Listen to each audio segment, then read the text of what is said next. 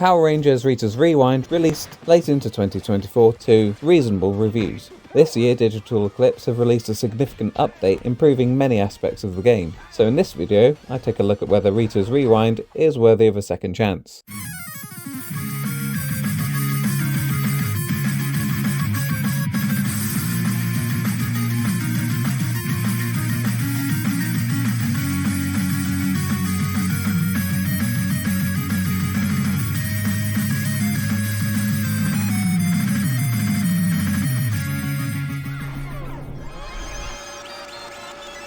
The update introduced a number of new features. The ability to scale up your character's strength, speed, and defense through accumulating points in each level. This makes it a lot more incentivizing to get high scores. Improving your character's stats can certainly give you more of an edge.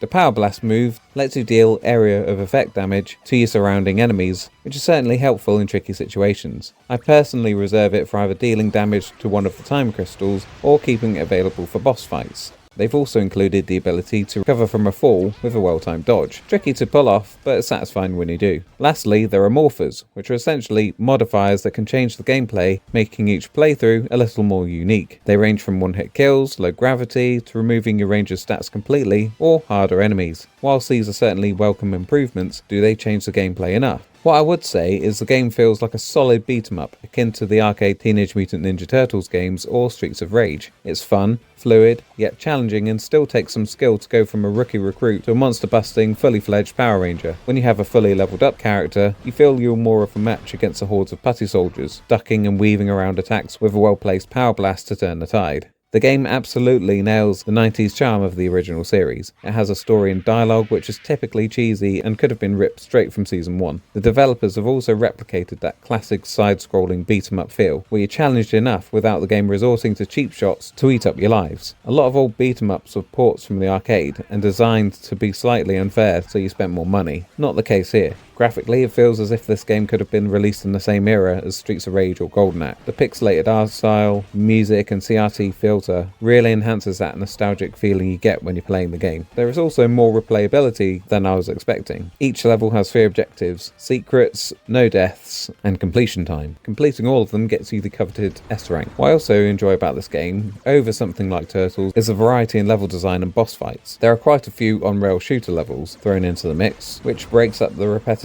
these games can often fall victim to. The levels themselves are also quite short and sweet, which again helped me from putting down the controller out of sheer boredom. All that being said, I do hope Digital Eclipse keeps updating and improving the game, as I still feel there's plenty of room for more variety. Whilst the combat is undoubtedly solid, I'd love to see more combos to mix up the gameplay. Let's also not forget, Power Rangers has a vast history to draw from, and by that I mean more Rangers. This game focused primarily on the first seasons of the series, with the introduction of the Green Ranger, but let's not forget what the Green Ranger ultimately became. That's right, where's my White Ranger? It'll also be good to see some more modes, perhaps survival mode or some challenges. I'm a big fan of scrolling beat-em-ups, my favourite of all time being Streets of Rage. That being said, I certainly feel like Ritas Rewind is a lot of fun and definitely up there with the best games in this genre, and the improvements made since release have cemented that even further. Try it out for yourself, let me know what you think.